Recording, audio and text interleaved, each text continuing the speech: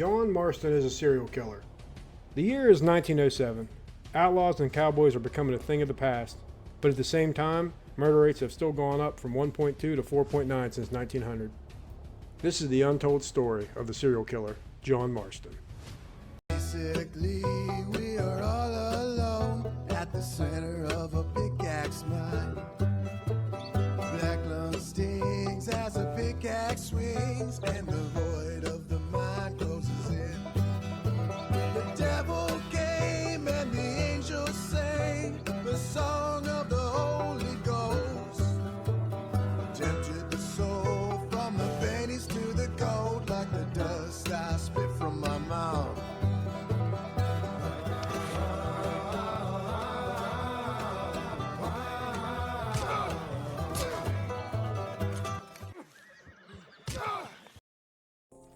It all started in June of 1907. Charles and Sadie had both left now, and John was out in the field just doing his daily chores. John had built a great life for himself, but he knew deep down something was still missing. Some kind of sickness. But whenever it became too much, John liked to ride into town and clear his thoughts. But little did he know, this time as he comes into town, his whole life's about to change.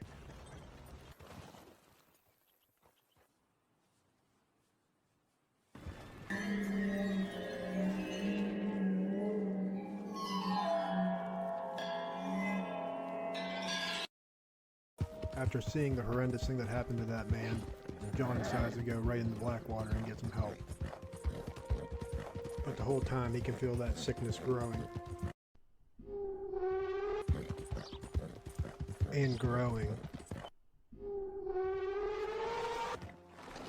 But despite all his feelings, he decides to just stop in at the sheriff's office.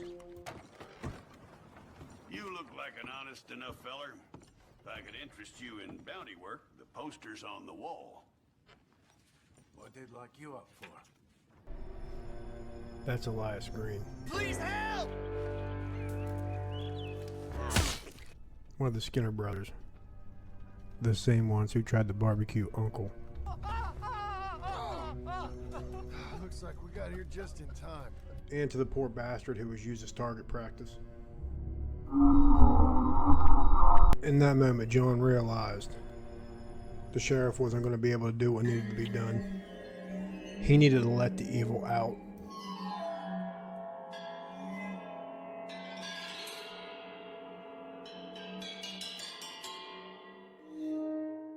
Before John even had a chance to give it a second thought, he was already gone on his search for Elias Green.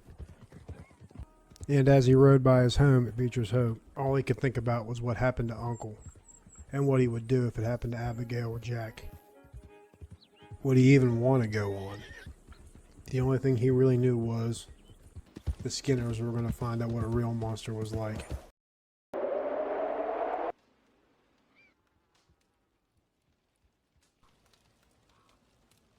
Who goes there? I can't hardly see. Get out of here, mister. Skinners. They might be close. They came in the night like jackals from hell. Screams! Something awful. Oh, you there? It's over now.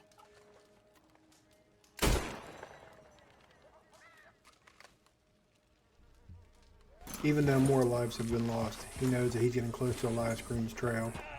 He's just going to keep moving on and hope for the best.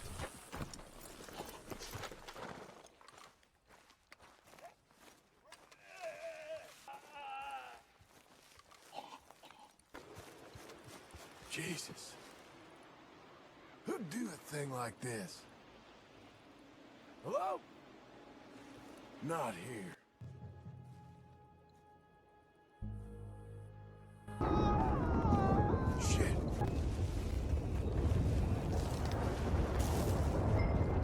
That's them. Oh, the banner. Hold him. Please. Let's have his. Your death is in me.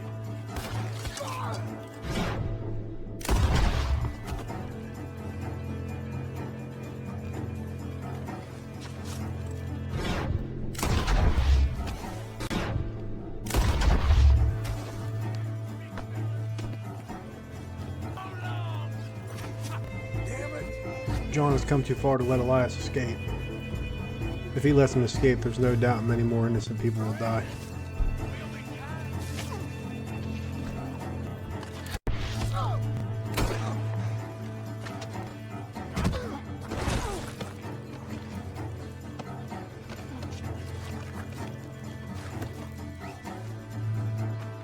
Seems I caught me a wriggler. I'll cut you. I swear I will. John caught Elias green, but it just didn't feel like it was the right kind of justice. Call it crisis of conscience. He had his own punishment in mind.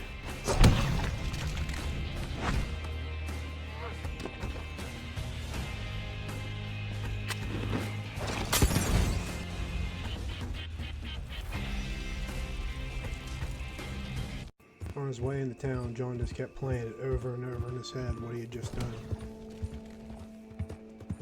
He didn't know why he didn't feel guilty. And all he wanted now was more.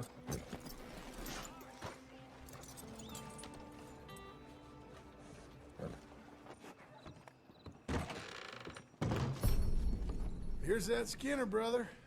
What's left of him. Elias Green. Well, I'll be. Didn't think I'd see this one alive or dead. Throw him back out with the rest of the trash, will you?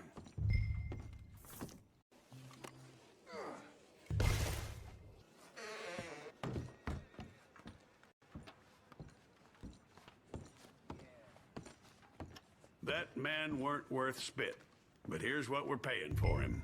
It was a nasty business up there. I'll take it. You come back soon, you'll find another poster on that wall.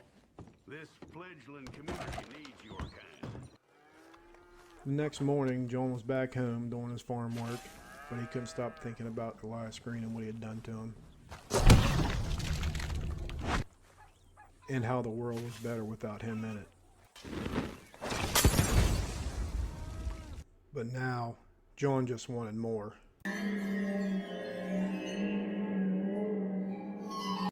So John decided to go to the outskirts of Strawberry to get his next victim, Jackie Davis.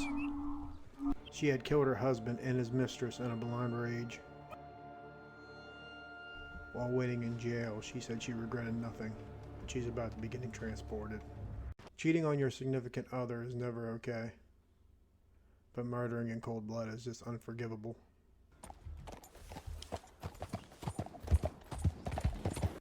She managed to kill both prison guards that were transporting her, but now she was just trapped. A caged animal that's about to be put down. John doesn't realize it, but he's got company.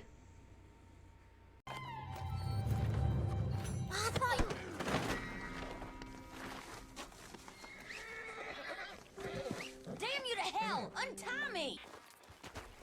Hopefully he can keep his mouth shut. John doesn't really like uninvited guests.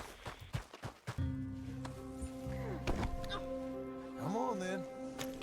While there's no polite way to do this, John still wanted to do right by Jackie. There was no need for a vicious kill. John understood.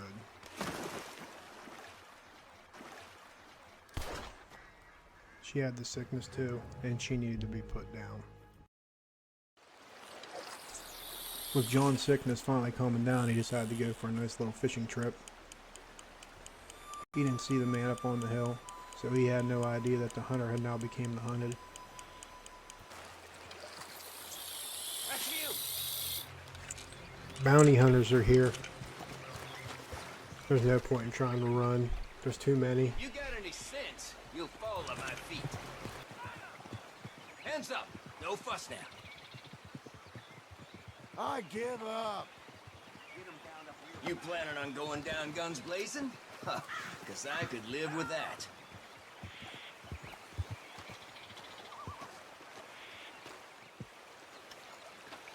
If you was planning on begging,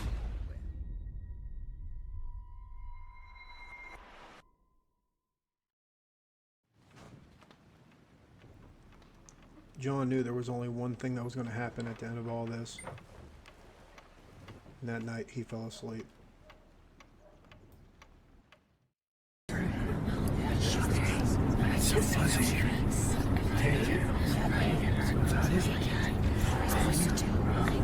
She's running.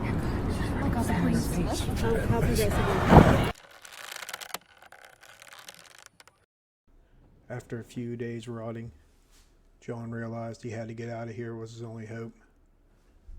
And then he saw his opportunity.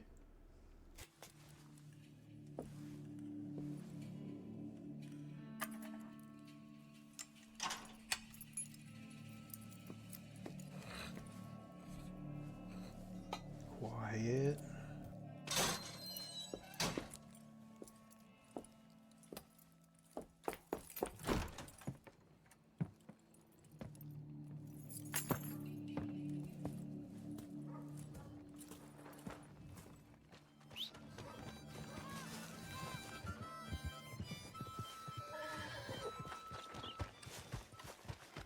Let's go, girl.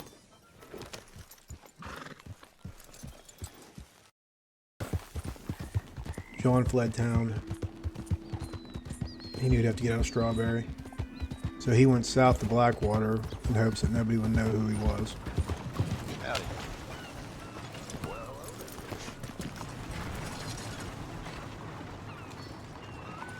Good morning, sir. What'll it be today? Good evening. Sharper than a tack. All right, you're ready to go. After changing his identity, he decided he had one more itch he had to scratch.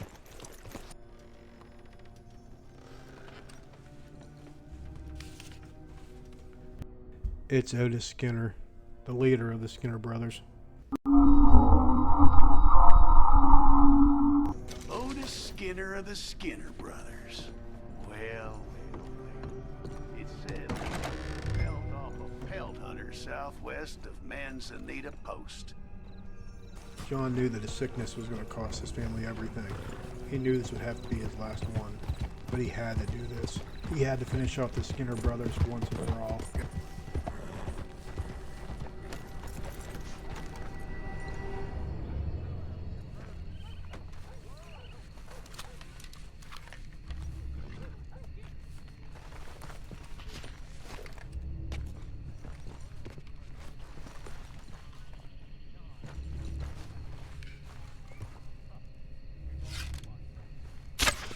We're gonna have some fun with you when we find you, mister.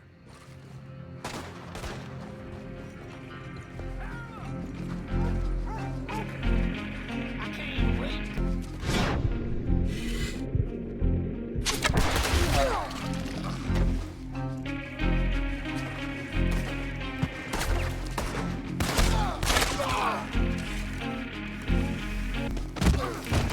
Take his head. You know how much you're gonna make me? After capturing Otis, the rest of the Skinner brothers took off. They were never heard from again. John had to finish out his sickness. John didn't even collect the bounty money.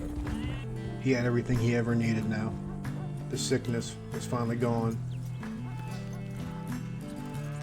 Finally, he was going home. Sir Galsworthy put down his sword and he took up his plow. He became the greatest apple farmer in the kingdom. Men used to travel all across Europe to eat his remarkable apples. But deep inside, he missed the dragons almost as much as they gave him nightmares. He and Princess Brea raised 7 happy children, and none of them ever knew that their father had once been the bravest warrior in the world.